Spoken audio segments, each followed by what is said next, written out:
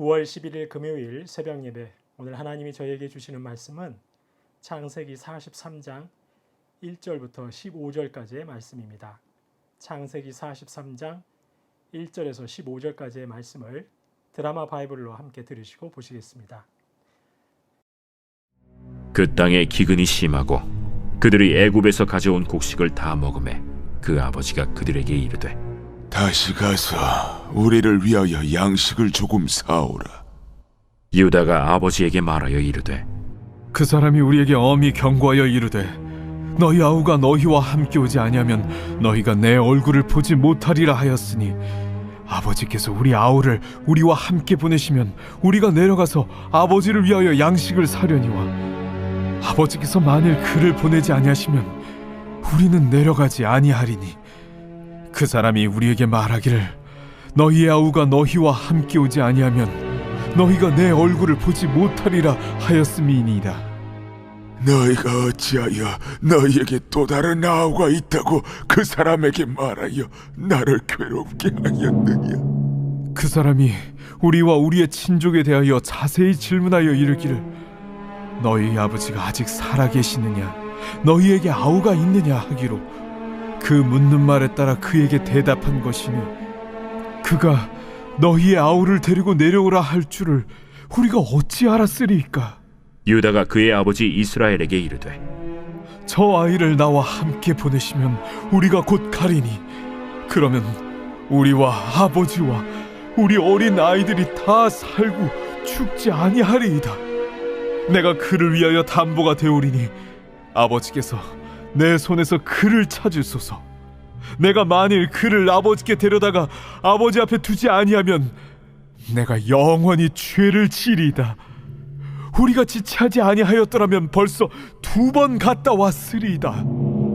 그러할진대 이렇게 하라. 너희는 이 땅의 아름다운 소산을 그릇에 담아가지고 내려가서 그 사람에게 예물로 드릴지니 곧 유향 조금과 꿀 조금과 향품과 모략과 유향나무 열매와 감복숭아이니라. 너희 손에 갑절의 돈을 가지고 너희 자루 아귀에 도로 넣어져 있던 그 돈을 다시 가지고 가라. 혹 잘못이 있었을까 두렵도다. 내 아우도 데리고 떠나 다시 그 사람에게로 가라. 전능하신 하나님께서 그 사람 앞에서 너희에게 은혜를 베푸사 그 사람으로 너희 다른 형제와 베냐민을 돌려보내게 하시기를 원하노라. 내가 자식을 잃게 되면 이르리로다. 그 형제들이 예물을 마련하고 갑절의 돈을 자기들의 손에 가지고 베냐민을 데리고 애굽에 내려가서 요셉 앞에 서니라. 오늘 본문은 야곱의 아들들이 다시 애굽으로 내려가는 내용입니다. 곡식을 얻기 위해 베냐민을 데리고 애굽으로 내려가 총리 앞에 서게 된다는 이야기입니다. 앞서 야곱의 아들들은 시므온을 애굽의 볼모로 잡혀둔 채 아버지 야곱이 있는 가나안으로 돌아왔습니다. 그리고 이제 야곱에게 그간의 일을 자세하게 설명했습니다. 어서속히 베냐민을 데리고 가서 시므온을 되찾고 양식도 구해야 한다고 말했던 것입니다. 그러나 아버지 야곱은 아들들의 말을 그대로 따를 수 없었습니다. 왜냐하면 자신이 끔찍하게 여기는 아들 베냐민까지 이룰 수 없었기 때문입니다.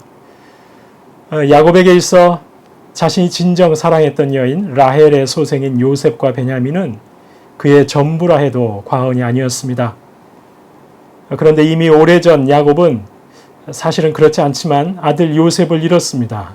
그렇기 때문에 베냐민마저 애굽으로 떠나 보낸다는 것은 도저히 용납할 수 없는 일이었던 것입니다. 이렇게 아버지 야곱이 베냐민을 내놓으려 하지 않으니 야곱의 아들들로서도 달리 방법이 없었습니다. 그런데 솔직히 말하면 야곱의 아들들 역시 다시 애굽으로 내려가는 것이 썩 내키지만은 않았습니다. 지난번 양식을 얻기 위해 애굽에 갔을 때 그들은 하마터면 정탐꾼으로 몰려 모두 옥에 갇힐 뻔했었습니다. 애굽의 총리라는 자가 그들을 얼마나 엄한 말로 몰아붙였는지 모릅니다. 시므온을 볼모로 잡아두고 돌아가서 막내 동생을 데려와야만 풀어줄 것이라고 엄포를 놓았습니다. 공포 그 자체였던 것이죠. 야곱의 아들들은 굳이 애굽행을 서둘고 싶은 마음이 들지 않았던 것입니다. 베냐민을 내놓지 않는 아버지 야곱을 핑계하면서 그들 역시 문제 해결을 위해 적극 나서지 않았습니다. 이렇게 문제를 풀기 위한 아무런 움직임 없이 그저 시간만 흘러갔습니다. 그런데 베냐민을 포기하지 못하는 아버지 야곱에게도 애굽행이 썩 내키지 않던 야곱의 아들들에게도 무시할 수 없는 커다란 문제가 있었습니다. 그것은 바로 기근은 계속되고 양식은 떨어져 간다는 사실이었습니다. 상황은 야곱의 아들들이 애굽으로 내려가지 않으면 안 되는 형편으로 흘러가고 있었던 것입니다. 양식이 점점 바닥나고 있었기에 이대로 손 놓고 있을 수만은 없었습니다. 누군가는 나서야 했습니다. 이때 유다가 일어섭니다. 그리고 결국은 문제 해결의 열쇠를 쥐고 있는 아버지 야곱에게 이렇게 말합니다. 오늘 본문 8절, 9절 말씀입니다. 유다가 그의 아버지 이스라엘에게 이르되 저 아이를 나와 함께 보내시면 우리가 곧 가리니 그러면 우리와 아버지와 우리 어린 아이들이 다 살고 죽지 아니하리이다. 내가 그를 위하여 담보가 되오리니 아버지께서 내 손에서 그를 찾으소서. 내가 만일 그를 아버지께 데려다가 아버지 앞에 두지 아니하면 내가 영원히 죄를 지리이다. 이 말씀을 보면 유다는 누구 하나 나서지 않고 방관자로만 있는 형제들을 책망하지 않습니다. 그렇다고 아버지를 탓하거나 아버지의 지독한 편애와 집착에 대해서도 비난하지 않습니다. 다만 그는 실마리를 쥐고 있는 아버지가 꿈쩍도 않고 있는 이 상황에서 문제 해결의 방법을 제시합니다. 그것은 자기 자신을 담보로 내놓는 것입니다. 유다 자신이 베냐민을 위하여 담보가 되겠다고 합니다. 이 말은 만일 베냐민에게 무슨 심각한 일이 생기면 자신이 대신 생명을 내놓고서라도 베냐민은 반드시 살리겠다는 말입니다. 자기가 희생하겠다는 것입니다. 유다는 형들을 비난하거나 아버지를 탓하거나 하지 않습니다. 단지 자기가 자신을 담보로 내놓고 베냐민을 데려가서 붙잡혀 있는 시므온도 데려오고 양식도 구해 오겠다는 것입니다. 자기 희생을 통한 문제 해결 방안을 내놓은 것입니다. 성도님 여러분, 사실은 이것이 성경이 저희에게 기대하는 성도의 자기 희생입니다. 하나님께서 성도를 통해 세상에 복을 주는 하나님의 방법입니다. 남들을 살리기 위해서 나를 담보로 제공하는 것, 이것이 십자가의 일이고 세상을 살리기 위해 생명을 담보로 주셨던 주님의 방법이었던 것입니다. 세상은 힘있고 권세 있는 자리에 앉아야만 사람들을 섬길 수 있다고 생각합니다. 출세하고 성공해서 영향력 있는 사람이 되어야만 세상을 살릴 수 있다고 생각합니다. 그러나 저희는 잘 알고 있습니다. 높은 자리에 앉아 있는 분들이 반드시 사람을 살리는 일을 잘 하는 것은 아니라는 것 너무 많이 경험하고 있습니다. 성경은 말씀합니다. 바로 내가 살고 있는 자리에서 그 자리가 어디가 되었든 내가 담보가 되어 내가 죽어야 생명을 살리는 것이라고 말씀합니다. 성도님 여러분, 새순교회가 이렇게 자신을 담보로 내놓고 자기를 희생하여 교회를 섬기고 세상을 섬기는 성도님들이 많이 일어나는 교회가 되기를 소망합니다. 그리하여 새순교회가 세상을 치유하고 생명을 살리고 하나님의 영광을 회복하는 주님의 온전한 공동체로서의 사명을 더욱 잘 감당할 수 있기를 주님의 이름으로 축원합니다. 그리고 이러한 유다의 자기 희생이 요지부동이던 아버지 야곱의 마음을 움직였습니다. 13절, 14절 말씀 보시기 바랍니다. 내 아우도 데리고 떠나 다시 그 사람에게로 가라. 전능하신 하나님께서 그 사람 앞에서 너희에게 은혜를 베푸사 그 사람으로 너희 다른 형제와 베냐민을 돌려보내게 하시기를 원하노라. 야곱은 그토록 자신의 손에서 놓지 않고 있던 베냐민을 내려놓았습니다. 베냐민을 포함한 삶의 모든 주권을 하나님께 넘겨드린 것입니다. 그리고 야곱이 이렇게 자기의 고집을 버리고 전능하신 하나님께 맡겨드린 바로 그때 하나님의 놀라운 섭리가 펼쳐지기 시작합니다. 애굽에 남아있던 시몬뿐 아니라 죽은 줄로만 알았던 요셉까지 만나게 되었던 것입니다.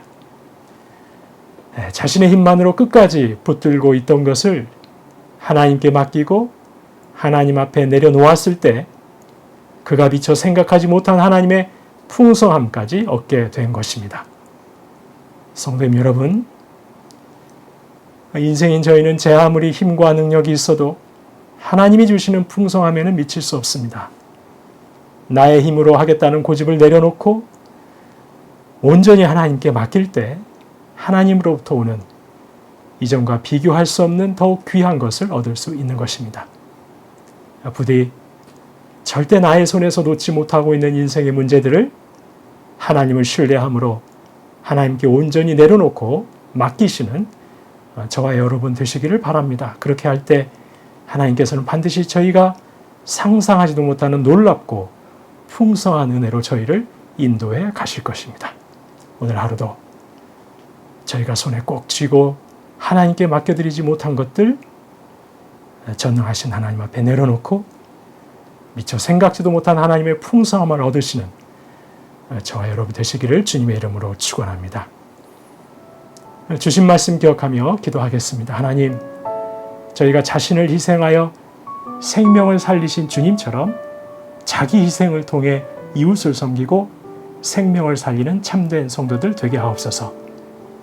내가 쥐고 있는 문제 하나님께 내려놓을 때 미처 기대하지도 않았던 풍성함을 얻게 된다는 것을 신뢰하며 하나님께 맡겨드리는 오늘 한 날 되게 하옵소서. 주신 말씀 기억하며 기도하겠습니다.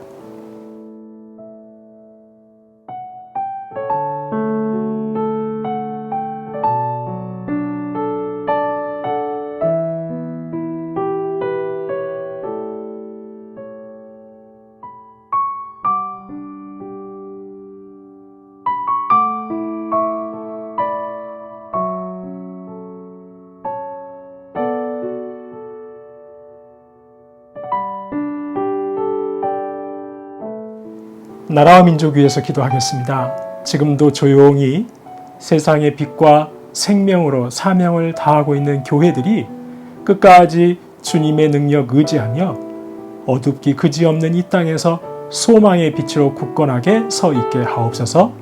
연이은 폭우와 태풍으로 많은 피해를 입은 이재민들을 불쌍히 여겨 주옵소서. 주님께서 친히 그들의 힘이 되어 주옵소서.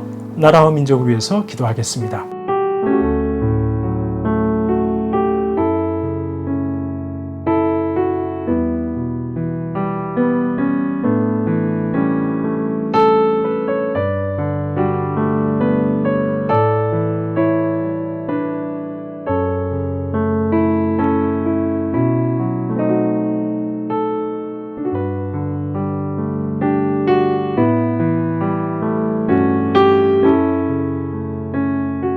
교회를 위해서 기도하겠습니다. 하나님, 연기된 공동회의가 순적하게 이루어질 수 있도록 주님께서 모든 환경과 일정을 주장하여 주옵소서. 끝까지 하나님의 선하신 뜻만이 이루어지는 청빙 과정이 되게 하옵소서. 삶의 예배자로, 일상의 기도자로 성도의 합당한 자리를 지키게 하시고 건강과 재정과 영적 어려움에 힘겨운 분들을 강건하게 붙잡아 주옵소서. 교회를 위해서 기도하겠습니다.